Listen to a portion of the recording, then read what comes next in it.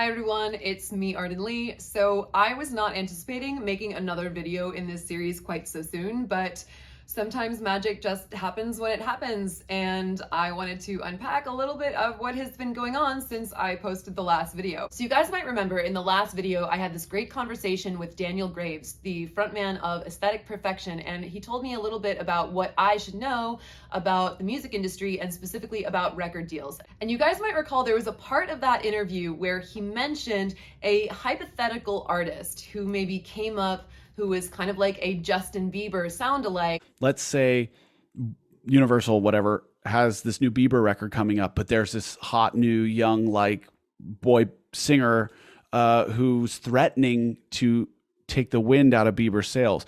What they will often do, they'll sign that artist and then they will never ever release them. They will just kill their career in order to protect their investment. So after I had recorded that interview with Daniel, while I was still in the process of editing it, I was on my Instagram one day and I noticed that someone with a very similar username to Daniel's Instagram handle is @IamDanielGraves, had commented on one of my photos. His name was @IamDanielPeter. And since the Daniel interview was still in my mind because I was still working on it, I went and I clicked on this person's profile, and I saw on his profile that he was a pop and R&B singer, songwriter, and producer living in LA. So I hit him back up and I was like, hey, you know, if you ever want to just like hang out sometime and like listen to each other's music and hear what we're working on and just talk about life, like, yeah, I'd be down for that. I'll come hang out. I went and I ended up hanging out at his house the very same day that I posted the video of the interview with Daniel Graves.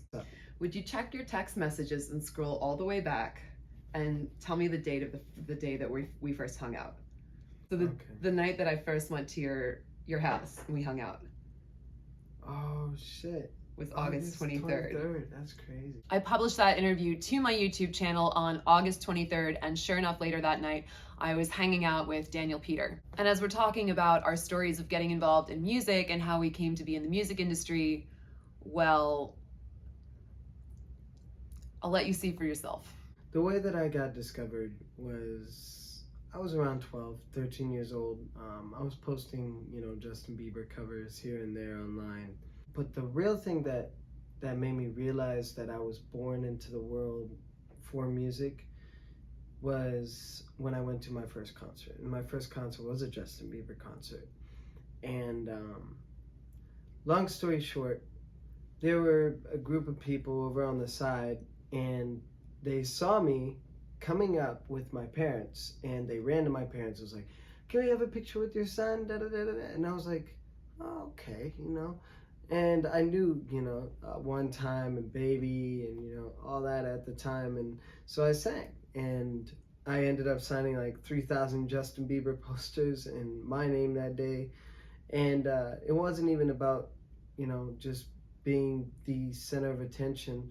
It was about really making an impact. And that night I realized how much I could really make an impact in music to the people around me, like just being around in their presence. So.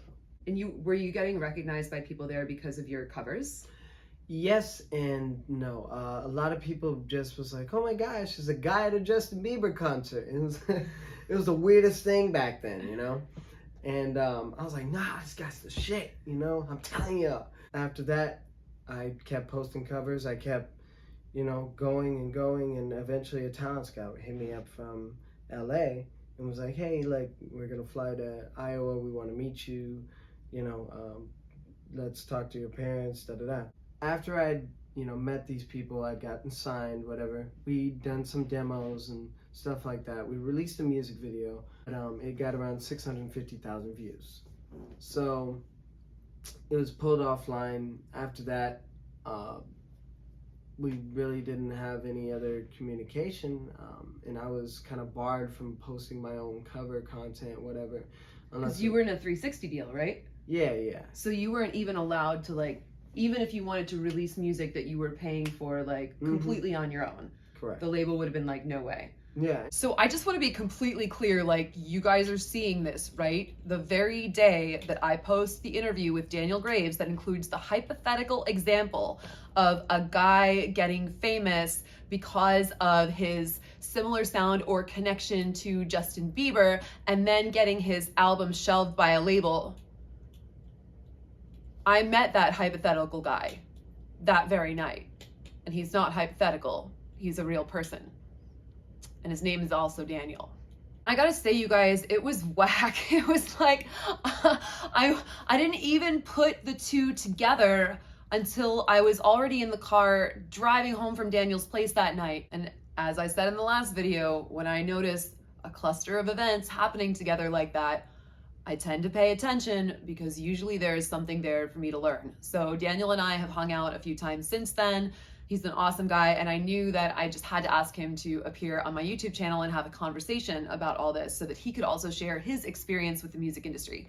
Because, wow, it's one thing to hear about it in theory, but when you meet someone who has actually been through that process, and when you meet someone who has actually been through the hardship of the industry that gets described to you, it's a very different experience from just hearing about it in theory. Because there was probably a part of me that was like, yeah, but you have a record deal, right? Yeah, okay, yeah, it's tough, yeah, it's hard, but you have a record deal, right? It can't be that bad. And wow, yeah, Daniel has certainly been through a lot in his life. I'm really grateful that he chose to come and have this conversation with me, so I want to share that with you guys, so go ahead and check it out. You know, people will be like, okay, this is what you should sing. All right. We have these writers over here. You don't got to do nothing. Okay, we got our producers over here, and you just sing. That's it. You don't really get as much creative direction, especially, you know, being that young. And I get that in a sense, but the industry works in that way for a lot of people, and that has been a downfall in a lot of careers. From what I understand from what you're saying, like, they sold you like a dream. Like, we're gonna make, like, they were basically like, we're gonna make you the next Bieber, right? Yeah, I mean, I definitely got the comparisons, and, you know, I enjoyed it because Justin was a very talented individual.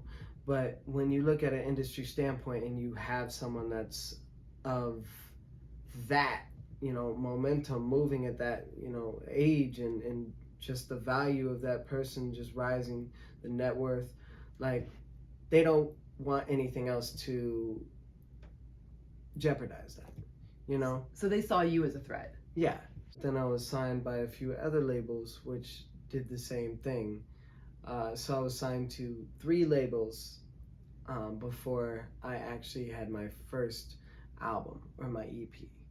Whoa, So, yeah. hang on, that's crazy. So you were in 3 different deals, and basically 3 different labels came up to you and were like, we love you, we want to make a record with you. And none of those labels ever actually put out, like, they put out a single, but they didn't put out your record. The first company put out 2 singles, and then they still get paid to this day for that, of course. And then the second and third, I only had 1 song with each. Like, it all goes back to getting things notarized by a lawyer, and, you know, actually looking into the business aspects of the industry. But yeah. Yeah. And I mean, you were literally 13 when you started. Like, I just want to make it clear, like, that should not have been your responsibility. Like, because, like, shit, like, I can't imagine, like, being a 13-year-old and like I've been looking through contracts all week. I could not imagine, like, my 13-year-old self, like, looking through that language and understanding anything about what it meant. I would have just been like, I want to be a singer, like, give me the contract. Right. They're selling you on the dream. Definitely. Yeah. Definitely. Yeah. And then and it's even worse because, like, not only then, like, once you're on that deal, not only do they not deliver on the dream that they sold you, but they don't even let you pursue it anywhere else. Like, you couldn't even put your own music out if you wanted. Huh. That sucks. Like, one of the parts of your story that touched me so much is that, like, you were a teenager pursuing a dream, and you moved to LA, and basically, like, and what's crazy about it is, like, even if it's not even, like, one individual person's fault, like, the industry itself found you. They flew to Iowa. They were like, hey, we want you. And by the time you moved to LA, you were 17, right? Yeah, I mean, my father just died that year, 2 days before my 17th birthday being February 4th. He passed February 2nd. Me and mom moved July 23rd, 2014. So you had, like, as a teenager, had just dealt with the death of your father, Yep. which in itself is huge. That's especially to lose a parent that young, especially a parent who'd been so inspiring to you in your career. Mm-hmm. And then just months later, you moved to LA, and you're 17. So it's you and your mom moving to LA. Yes.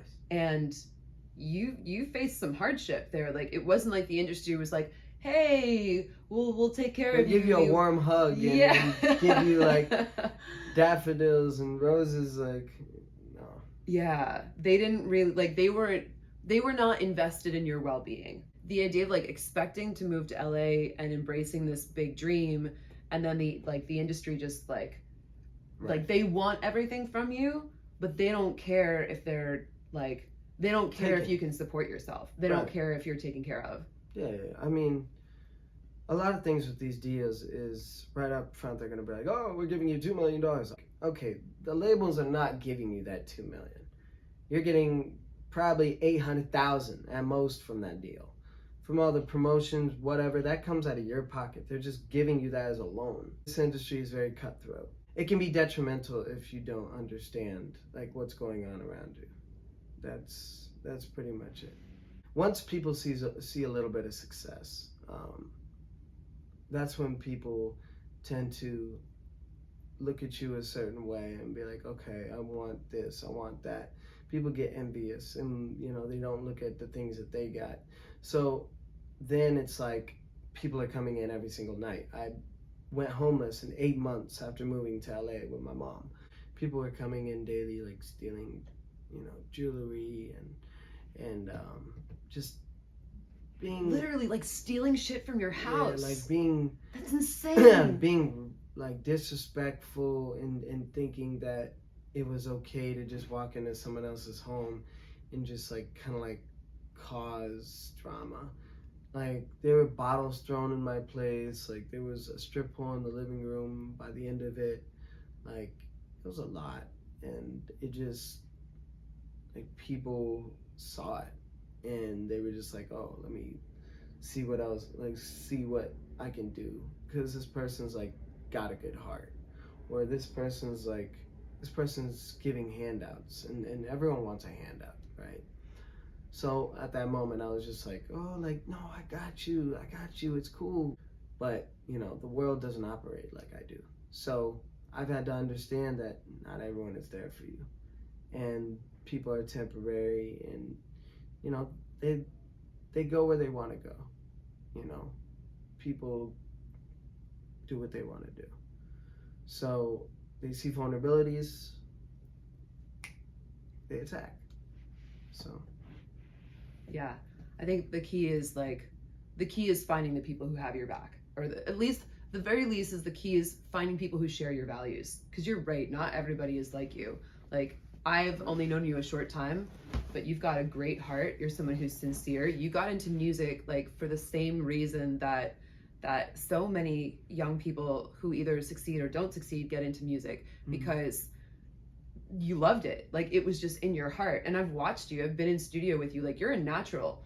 Like you bust out a guitar, or you sit down and open up Logic and you're just like, there it is, and there's this like amazing beat that sounds like super like super pro, like super fresh, and it's just like it's true, and it's just like I'm so mad now about like this industry, like watching it take like people like you who have this incredible heart and this incredible passion and this natural talent, where this music just like flows through you. It's just this like effortless, it's like breathing.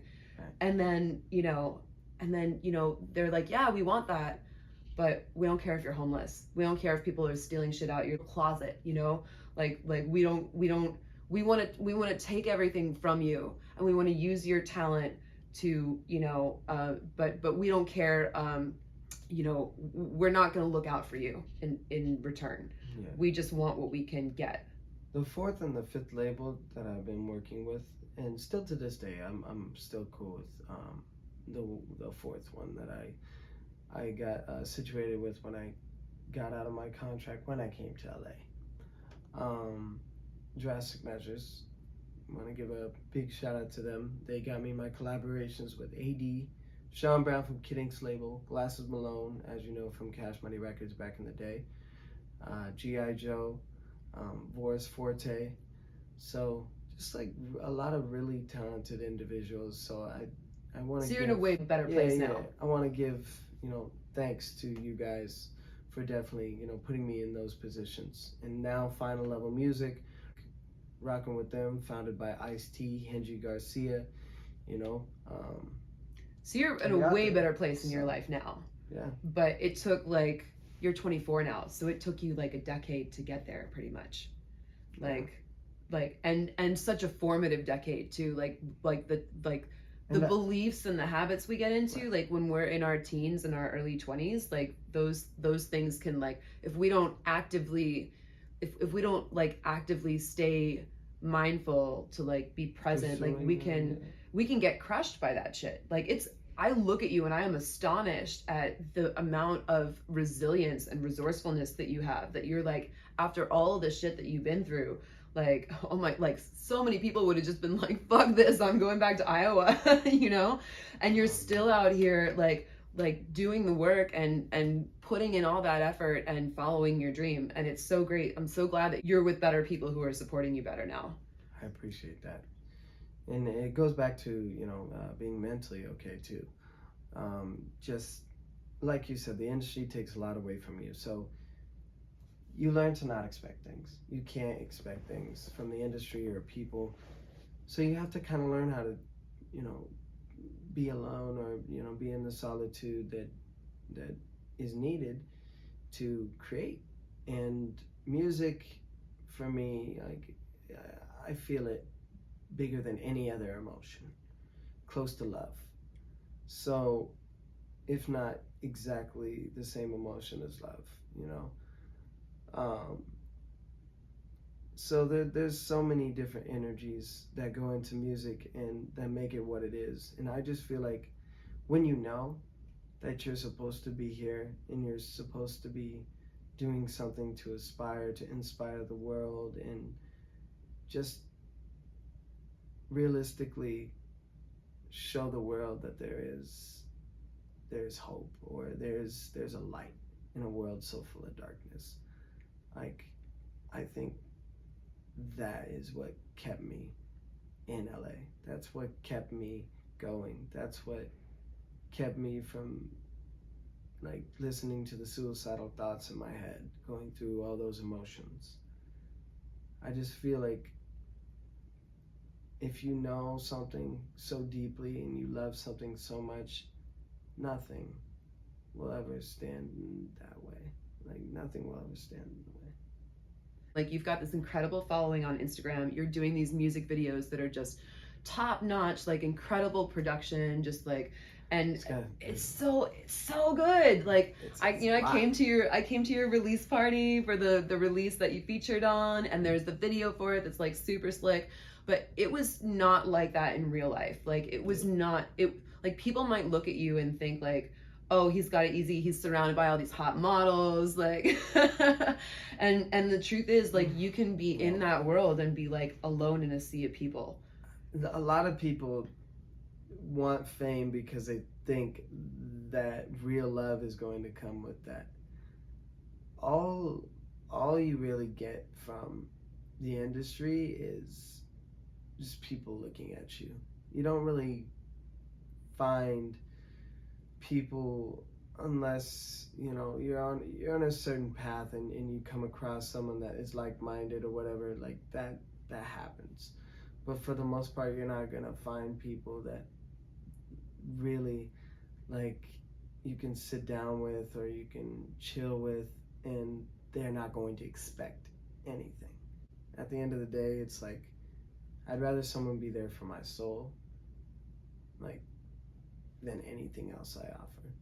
For me, I just feel the world needs more love, light, kindness, and that's what I'm here to give.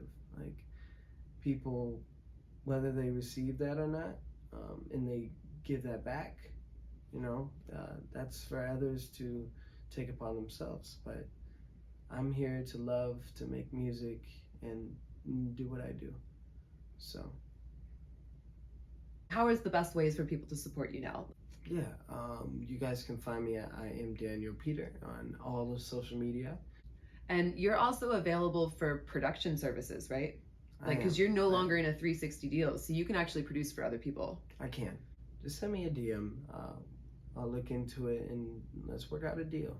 Well, thank you so much. This has been an honor to be able to create this space for you to tell your story of what really happened. Life has a weird way of, just putting things in front of you, or, getting you to go through certain obstacles to get to the next level or to understand something. So at the end of the day, I think it was just meant to be for that. So all of this has felt really important to me on a lot of levels. One of the things that came up earlier in this video series with Sarah Mastros, who was telling me about Hermes and what causes are important to Hermes in the world, she suggested specifically that I tithe toward a charity that was about teaching music to kids. And when I think about that, I see a connection between that spirit, that youthful love of music that might be brought out through a charity like that, and the natural gifts and talents of kids who are already out there and are being plucked up by the music industry and sold a dream that gets turned into a nightmare. You know me from where I'm at right now. I don't feel like I have a whole ton of power. I mean, who am I? I'm just one person, right? But I feel a fire lit under me that I feel like this is something I'm supposed to change. And I don't know what that looks like, and I don't think it's going to be, in the next year. I don't even know if it's going to be in the next 5 years, but maybe in the next 10 years, maybe I could have an impact to stop this pattern from happening, or at the very least that it's something I should remain open to future spiritual guidance around and see where that takes me. So that's where I'm at, you guys. And everything has been so busy with all of that I have not actually done the crossroads ritual yet. I still need to do that. So, but I'll tell you, I don't feel like I'm procrastinating. I feel like everything that I am working toward is very present with me, and things are still happening. So, at this point, it almost feels like the ritual itself is going to be an afterthought, just like when you want to work with someone and it's just a matter of inking the contract, right? So I still need to ink the contract, but it sure feels like the deal is happening. So I wanted to keep everyone posted. Thank you guys for watching this, and I'll see you next time.